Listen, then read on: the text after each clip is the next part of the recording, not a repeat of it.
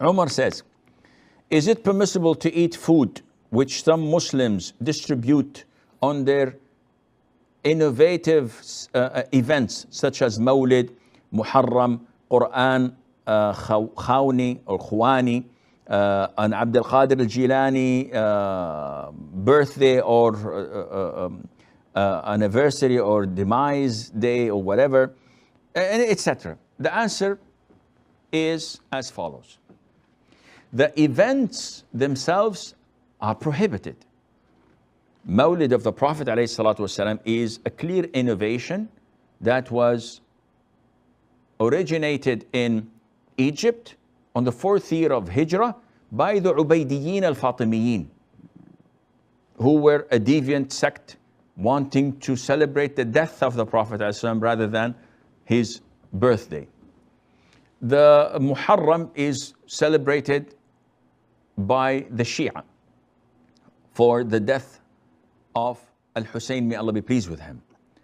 Abdul Qadir al-Jilani definitely is not an occasion to celebrate, whether his birthday or his death. And it's only done by the super Sufis. Now, coming back, celebrating is haram. What about the food?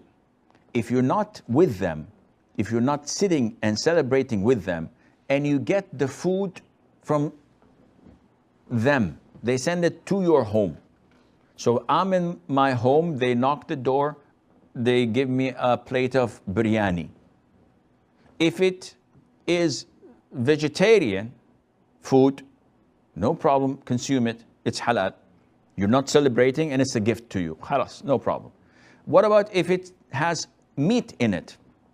Well, if it was slaughtered to other than Allah Azza wa Jal, then the meat is haram, it's dead. But 99% of these things are halal. They're slaughtered at halal. Those who celebrate Mawlid, they're not all mushrik. They believe in Allah Azza wa Jal, but they have innovation. They have bid'ah. But if I know that they believe that the Prophet ﷺ is hadir nadir, that he's controlling the universe, though he's dead, and they believe that he's not dead, and he's controlling the universe, and he looks and is present in every household and everywhere, and he can hear us call him, and he can bring us benefit and prevent harm from coming our way, and he knows the unseen. Whoever believes in this is out of the fold of Islam, even if he had a longer beard than mine. He has no relation to Islam because he committed the cardinal sin, the most major sin in Islam, which is shirk. To believe as such in the Prophet ﷺ, and that he is created from Allah's light, subhanallah. How is this? All of this is nonsense. You cannot accept the slaughtering of such people. But if they are normal people with innovations, and they are on the aqidah, on the tawheed, your acceptance is permissible. You can eat from that. Likewise,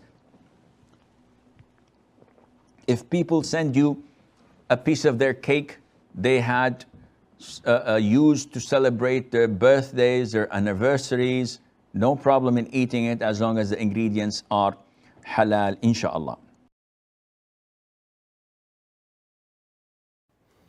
A sister says, is it permissible to get married in Muharram? Many people told me this is makruh. What is Muharram? Muharram is the first month of the Hijrah calendar. It is the month that follows the month of Hajj. It is the month that we fast in it, the 9th and the 10th of Muharram, known as Ashura. So some people think and believe that this is not permissible, or at least it is makruh, disliked. And this is totally bogus and baseless in Islam. There's nothing, none whatsoever wrong in getting married, celebrating, having a wedding in the month of Muharram. This is circulated by some of the Rafidah who mourn the death of Al-Husayn ibn Ali, may Allah be pleased with him and with his father, on the 10th of Muharram in Karbala. So they want us to change the religion of the Prophet ﷺ for their innovation. So the Prophet told us to fast on Ashura, and he told us that this expiates the sins of the previous year. These people say, no, we have to extend that even further by not celebrating anything in this month and consider it a month of mourning. And this is totally un-Islamic. It's not related to Islam because their religion altogether is not related to Islam. It's a fabricated religion. It is based on things going against the teaching of Allah in the Quran and the teaching of the Prophet ﷺ in manipulating the religion according to their own hidden agenda. So this has nothing to do with Islam.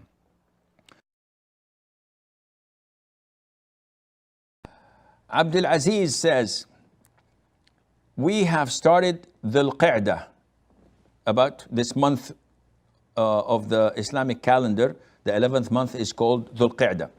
He says this month includes respected months, Ashhurul Hurum. So whatever good deeds are made in this month, it gets doubled. Similar to how bad deeds get doubled. Am I right? Okay, first of all, let's do some defining. What is meant by Al-Ashhurul Hurum? Al-Ashhurul Hurum are the sacred months. In Islam, we have 4 sacred months. These months, beginning from the first month of the lunar or Islamic calendar, Shahrullah al-Muharram, Muharram, number 1. Then number 7, Shahr, the month of Rajab. Then number 11 and 12, Dhul Qa'dah and Dhul Hijjah. These are the 4 sacred months.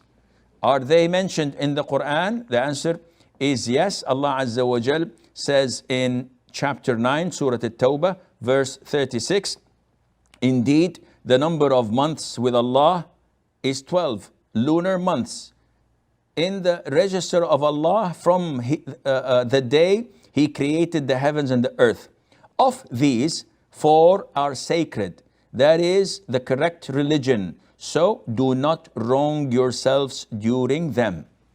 To the rest of the ayah. So in short, this is the ayah 36 that Allah mentioned in Surah At-Tawbah. It stated that when Allah created the heavens and the earth, since day 1, Allah created it to follow 12 months. And these are the 12 lunar months. Among them, there are 4 sacred months, which I have just stated and mentioned for you. Now, the question of Abdul Aziz is that are these sacred months, the good deeds are doubled and the bad deeds, the sins are also doubled? The doubling process is not there. Then why are they sacred? The size of the sin is greater than the size outside of it. For example, if you sin in London, differently than if you do the same sin in Mecca. Allah says, وَمَا يُرِدْ فِيهِ بِإِلْحَادٍ بِظُلْمٍ نُذِقْهُ مِنْ عَذَابٍ أَلِيمٍ. Whoever intends something that is wrong, that is sinful in Mecca, Allah Azza wa Jal will make him taste the painful torment. So when Allah prohibits something, if you do it in a place or in a time that is not sacred, definitely is worse when you do it in a sacred time or a sacred place. So if you sin in the month of Rabi' al-Awwal, in the month of Safar, the sin in the month of Dhul Qa'dah, which we are in, is greater, not doubled. It's one sin, but it is greater. When my friend says to me, you're out of your mind. So I can take this. He's my friend. But when my son says to me, Father, you're out of your mind, it's the same phrase, but with greater impact. So this is different. The doubling of sins and good deeds is not there, but definitely the size is different. And this is why scholars, for example, used to love to perform Umrah in the month of Dhul Qa'dah. Why? It's like any other Umrah. They said no, as Anas, may Allah be pleased with him, said that the Prophet performed all his Umrahs in Dhul Qa'dah.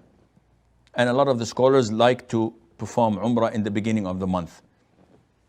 In the month of Rajab, some scholars used to love and recommend fasting it, though there is no authentic hadith. But they depend on the fact that this is one of the sacred months.